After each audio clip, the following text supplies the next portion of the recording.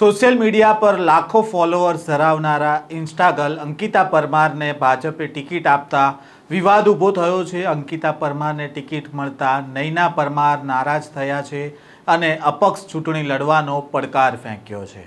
શું છે આ સમગ્ર મામલો, વાત કરીશું આ વિડીયોમાં। વૈષ્ણવજન તો તેને કહીએ જે પીડ પરાઈ જાનાને રે। નમસ્કાર, નવજીવન ન્યૂઝમાં આપનું સ્વાગત છે। હું છું જયંત દાફડા।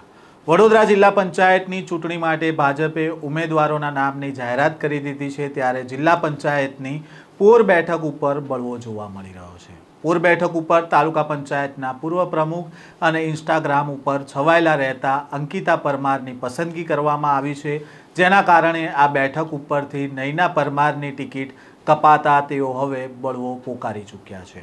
સોશિયલ મીડિયા ઉપર તેઓના પતિએ જાહેરાત કરી દીધી છે કે આગામી 11 એપ્રિલે તેઓ અપક્ષ તરીકે ફોર્મ ભરશે।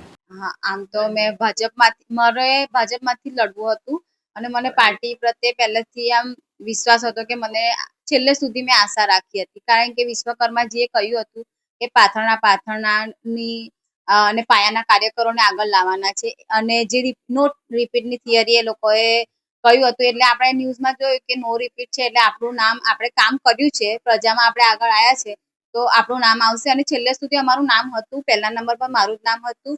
અને હું આભાર માનું છું શૈલેષ સોટા સાહેબનો કે તેમણે મારા માટે ખૂબ મહેનત કરી છે અને બધાએ મહેનત કરી છે, પણ વચ્ચે શું રંધાઈ ગયું, કઈ રીતે અંકિતાબેનનું નામ આવ્યું એ ખ્યાલ નથી આવતો। કઈ રીતે આગળ વધશો? હવે અપક્ષમાંથી દાવેદારી કઈ રીતે આગળ વધશો? લોકોની વચ્ચે જઈને લોકો સાથે એમની સમસ્યા સાંભળીશું અને તેનું નિરાકરણ લાવવા માટે પ્રયત્ન કરીશું અને લોકોને વિશ્વાસ અપાવીશું કે અમે એમના કામ કરીશું। જીતનો કેટલો વિશ્વાસ છે? કારણ કે સામાન્ય વાત ભાજપ હોય, ભાજપ બીજેપી એક મોટી પાર્ટી છે, તેની સામે જીતવું એટલે એક પડકારજનક વાત છે, પરંતુ અમે પણ લોકોના કામ કર્યા છે। આજની પ્રજા બહુ સમજદાર છે, કોઈ પાર્ટીને જોઈને નહીં પણ લોકો વ્યક્તિને જોઈને, વ્યક્તિ કેટલું કાર્યક્ષમ છે તે જોઈને મત આપશે એવો મને વિશ્વાસ છે। જિલ્લા પંચાયતની પોર બેઠકની વાત કરવામાં આવે તો અહીંયા નૈના પરમારને પ્રબળ દાવેદાર માનવામાં આવતા હતા। તેઓના પતિ રાજેશ પરમાર ચાપડ ગામના 2 ટર્મ સુધી સરપંચ રહી ચૂક્યા છે। નૈના પરમારના અભ્યાસની વાત કરીએ તો તેઓ ગુજરાતીમાં MA BEd થયેલા છે। આ ઉપરાંત નર્સિંગમાં પણ તેઓએ MSW કર્યું છે। ઉચ્ચ શિક્ષિત નૈના પરમારને જિલ્લાના એક ધારાસભ્યએ સપોર્ટ આપ્યો હતો, જો કે આ અન્ય એક ધારાસભ્યએ એક ઉચ્ચ હોદ્દા ઉપર બેઠેલા હોદ્દેદારો અને પૂર્વ હોદ્દેદારો સાથે મળીને નૈના પરમારની ટિકિટ કપાવીને અંકિતા પરમારનું નામ જાહેર કરાવ્યું હોય તેવી એક ચર્ચા પણ હાલ ચાલી રહી છે। જો કે અંકિતા પરમારે કહ્યું છે કે નૈનાબેન તેમનાથી નારાજ નથી અને તેમની સાથે જ છે। પહેલાં શું કહી રહ્યા છે અંકિતા પરમાર, તેમને પણ સાંભળો। સૌપ્રથમ તો હું પાર્ટીની દિલથી આભારી છું કે મારી પર વિશ્વાસ મૂક્યો। સાથે સાથે સ્થાનિક ધારાસભ્યશ્રીનો પણ આભાર વ્યક્ત કરું છું।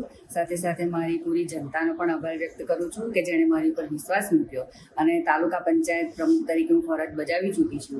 ત્યારે જે લોકોના ખભે ખભા મિલાવીને મેં કામ કર્યું છે, લોકોએ જે મારા પર વિશ્વાસ મૂક્યો છે, જેના કારણે આજે મને જિલ્લા પંચાયતમાં દાવેદારી કરવાનો તક મળ્યો છે અને ટિકિટ પણ મળી છે, તે બદલ હું સૌની ખૂબ ખૂબ આભારી છું। નૈનાબેન પણ ભારતીય જનતા પાર્ટીના સનિષ્ઠ કાર્યકર્તા છે અને મારે એમના સાથે એવું કંઈક છે નથી, એ પણ મારા બહેન સમાન જ છે અને મારે પણ એમને સાથે ચાલીને જ કામ કરવાનું છે અને અમારા એવા પ્રયત્નો છે કે નૈનાબેનને સમજાવી દઈએ અને સમજી જશે એટલી મને ખાતરી છે અને અમારે સાથે મળીને જ ઉમેદવારે પાર્ટીમાં કામ કરવાનું છે। નૈના પરમારના પતિ રાજેશ પરમારે ટિકિટ કપાયા બાદ ફેસબુક ઉપર પોસ્ટ કરી, જેમાં લખવામાં આવ્યું છે કે જનતાની તાકાત એ જ સાચો વિકાસ છે। 11 એપ્રિલના રોજ પોર જિલ્લા પંચાયત સીટ પર અપક્ષ ઉમેદવાર નૈના પરમાર ચૂંટણીનું ફોર્મ ભરવા માટે જઈ રહ્યા છે।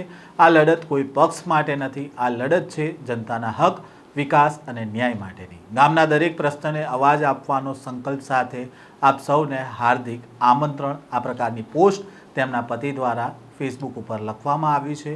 ફોર્મ ભરવા સમયે સૌને હાજર રહેવા માટેની પણ તેમણે અપીલ કરી છે। તો બીજી બાજુ સૂત્રો તરફથી એવી પણ જાણકારી મળી રહી છે કે ભાજપના કેટલાક નેતાઓ દ્વારા હાલ નૈના પરમારને મનાવવા માટેના પ્રયત્ન કરી રહ્યા છે। હવે આવતીકાલ સુધીમાં નૈના પરમારની નારાજગી દૂર થશે કે પછી અંકિતા પરમાર સામે નૈના પરમાર વચ્ચે ચૂંટણીનો જંગ થશે તે તો હવે આવનારો સમય જ બતાવશે. આ પ્રકારના સમાચાર અહેવાલ સાથે ફરી મળીશું. નવજીવન ન્યૂઝ સાથે જોડાયેલા રહેજો.